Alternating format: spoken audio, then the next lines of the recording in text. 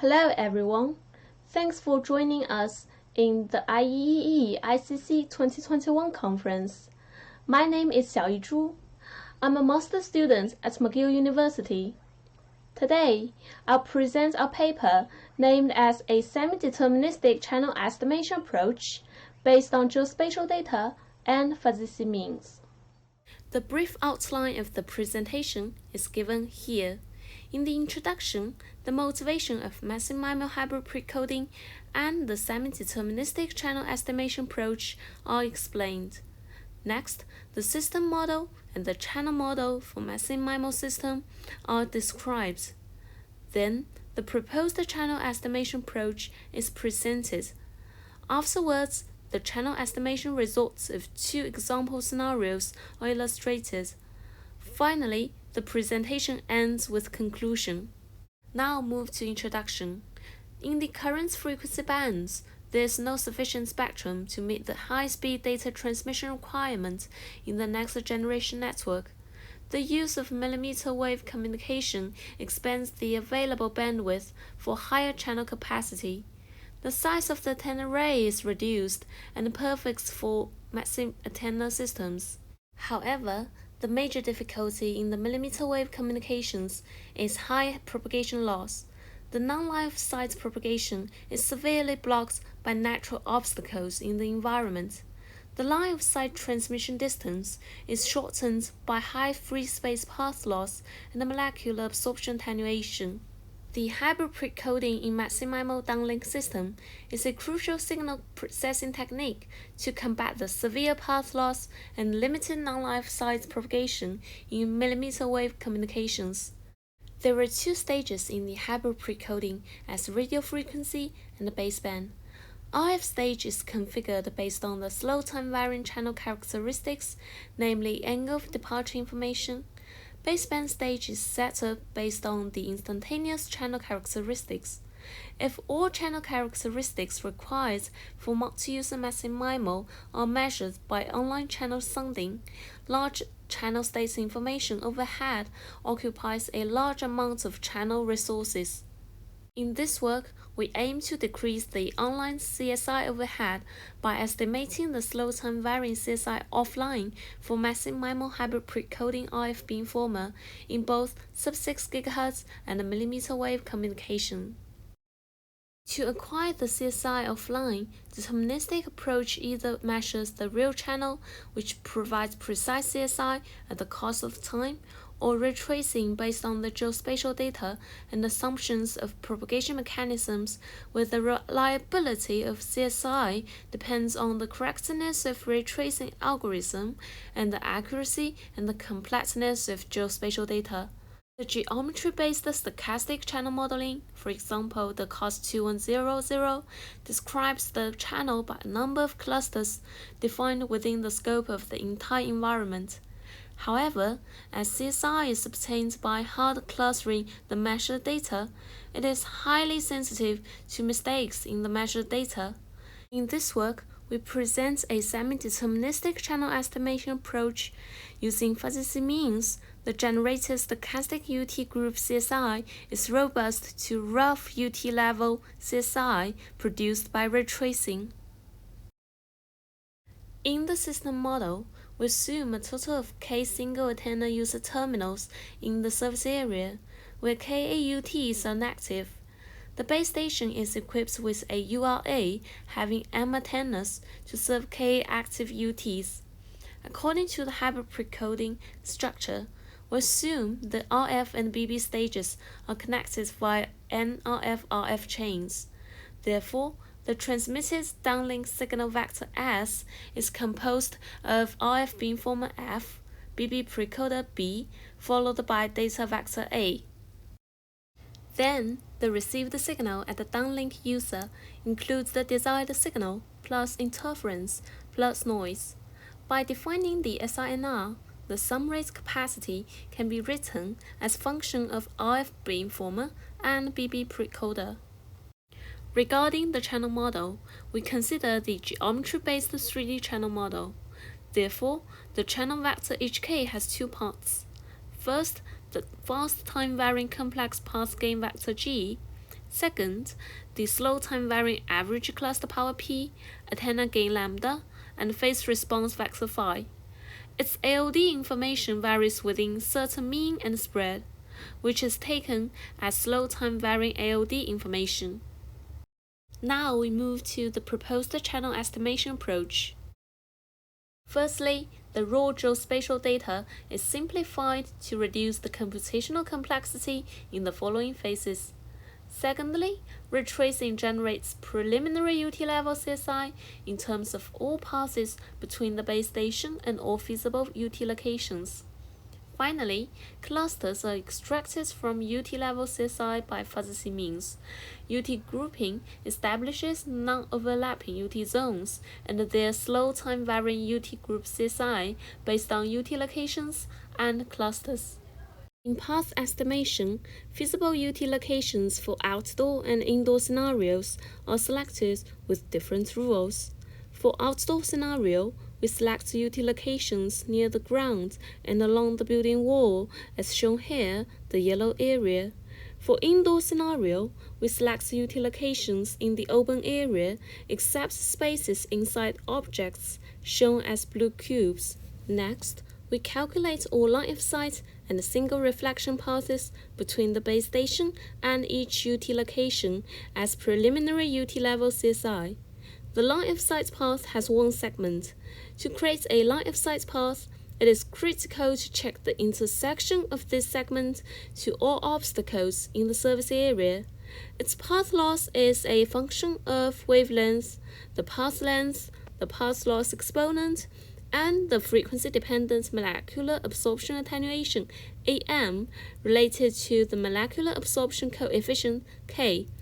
K equals to 0 at sub-6 GHz. The single reflection path has two segments, connecting the base station, the reflected point, and the UT location.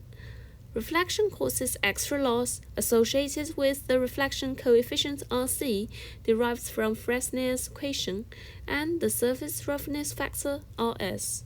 Each segment is initially represented in Cartesian coordinates and transformed into phi, theta, d in spherical coordinates. Path is characterized by azimuth angle of departure, elevation angle of departure, azimuth angle of arrival, elevation angle of arrival, delay, and received signal strength derived from segments. For line of sight path, AOD equals to AOA. For single reflection path, AOD and AOA are determined by departure segment and arrival segment respectively. For each UT location, received signals with a power of 25 dB lower than the strongest signal are dropped. The UT-level CSI is feasible paths from all UT locations. Then, we extract NC clusters in the surface area from UT-level CSI, here n paths in total, by fuzzy mean. In the first step, we initialize the membership matrix, where for each path, the sum of its membership to all clusters equals to 1. In the nth iteration, we calculate the centroids of all clusters by equation 10 in terms of all paths, update the membership matrix element by element based on the proposed modified Euclidean distance as shown in equation 11.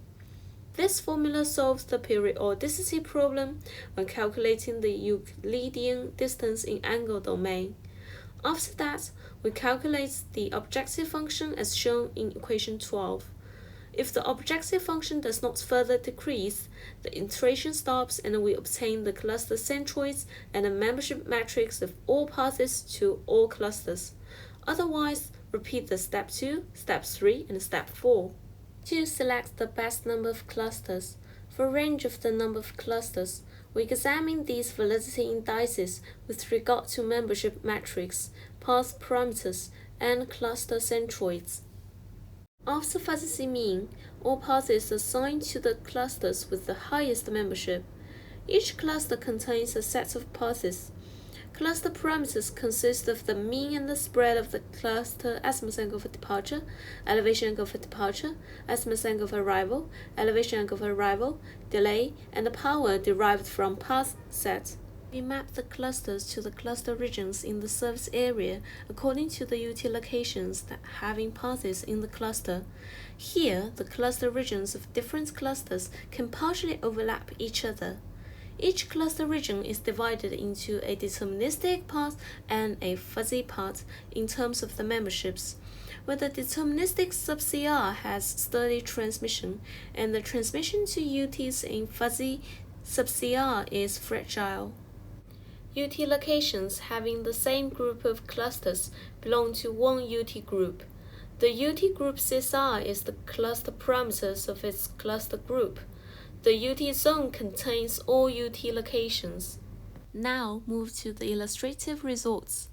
The proposed channel estimation method is implemented in two example scenarios, outdoor and indoor. Details of the scenarios are given in the table. Is the retracing example for outdoor scenario. There are one line of sight and two reflection paths, with details shown in table. Figure on the right is the retracing example for indoor scenario, which has one line of sight and 5 reflection paths. Figures show the validity results of the outdoor 28 GHz scenario. In this case, the best number of clusters is 18 because partition coefficient reaches local maxima, partition entropy reaches the local minima, partition index, separation index, shear and bending index virtually drop to 0. The upper left figure describes 18 clusters for outdoor 28 GHz scenario with cluster centers shown in red X. Only paths in the colored AOD ranges are visible. Overlapped clusters have similar AOD ranges but different power. The upper right figure shows that paths with azimuth angle near pi can be grouped into one cluster by the proposed fuzzy mean. The lower right figure presents two cluster regions of corresponding clusters in the lower left figure. UTs in the overlapped cluster regions can receive signals through both clusters. Figures show the AOD information of a cluster in different degrees of cluster fuzziness. High fuzziness leads to wide AOD ranges and low average maximum membership of each path. Then, paths in the cluster cannot be represented properly by the cluster parameters, so the cluster should be in low fuzziness. The UT zone examples for outdoor and indoor scenarios are shown here. The blue zone is out of transmission coverage, while others represent different available UT zones. UT zones are non-overlapping and have unique UT-group CSI. In outdoor scenario, shown in upper figures, Zone 1, Zone 2, and Zone 3 have at least one different cluster. For maximum received signal strength, configure RF beamformer for UTs in Zone 1 with Z1. For less interference, configure RF beamformer for UTs in Zone 2 and Zone 3 without C4 and C10. We perform the proposed channel estimation approach on a MU-mMIMO system with angular-based hybrid precoding and fully digital precoding.